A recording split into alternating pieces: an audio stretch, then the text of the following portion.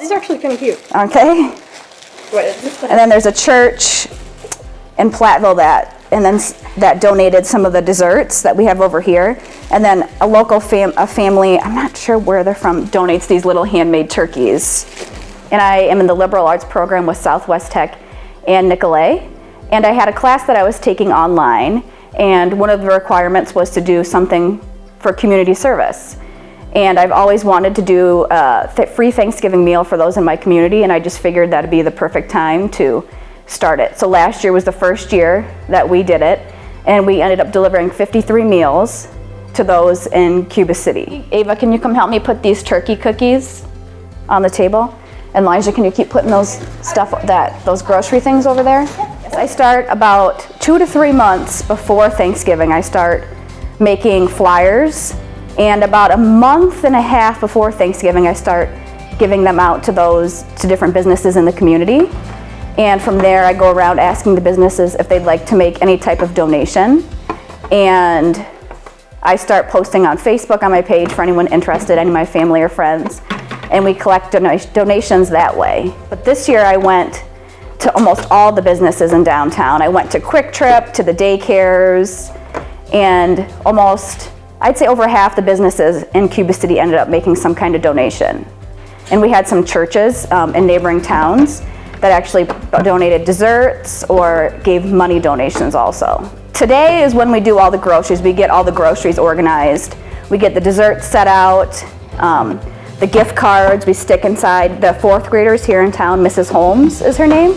She has all the fourth graders make cards, and we stick the gift cards inside the cards.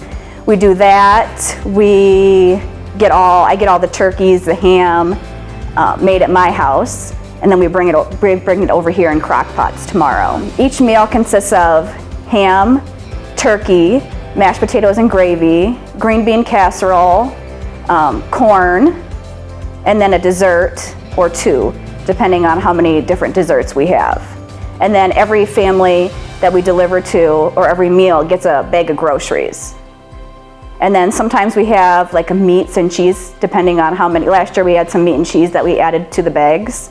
And then of course the gift cards and the card. We deliver every single meal to the homes that have asked for a meal. So we bring all the crock pots here with the food, and then some of my family stays after our family meal, and we dish it all up into to-go containers, and then we go out to each individual home and deliver their meals.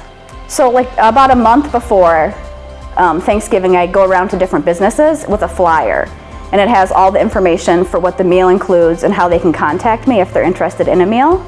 And it gives my cell phone number. So anybody that is interested finds my cell phone number on the flyer and then calls me, and I keep track like on an Excel, in the Excel worksheet of everyone and their address. Yeah, so last year we're strictly Cuba City residents. And this year I opened it up to, if anyone was in need, not in the community, they were welcome to come pick up a meal here. I just wasn't able to deliver it to different towns because we try to get all the meals delivered within a 2-hour frame. So we like to just stick with Cuba City. It's a little bit easier that way.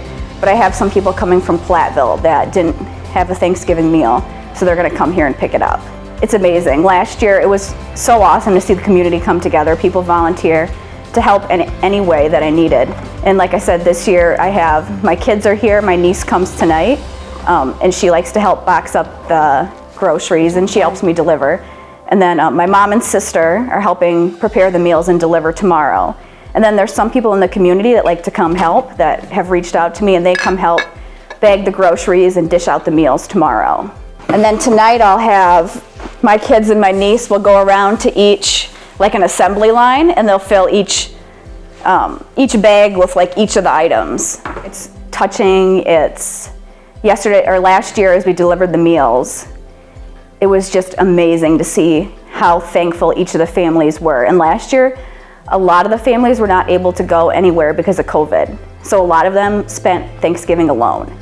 So the meal, when we delivered to them, we tried to stay a little bit and talk to them and let them know we were thinking of them and we cared, and reaching out in any other way that if they needed help any other time throughout the year to let us know. And last year, when I first started at Southwest Tech and Nicolay, they were actually, the motivation for me to do this project. And my grandma, she passed away in 2018, and she was one of those people she was very giving. She wanted to bake and deliver meals to anybody. So those two things were my inspiration to do this. I would like to continue it every single year. I am hopeful that eventually we'll be able to have people come and dine in here so that they can have Thanksgiving meal with other people. It just wasn't something that we could do this year or last year because of COVID. But I'm hopeful that with maybe next year or the year after that we'll be able to have something where people can come eat together. You did a good job organizing this, bud.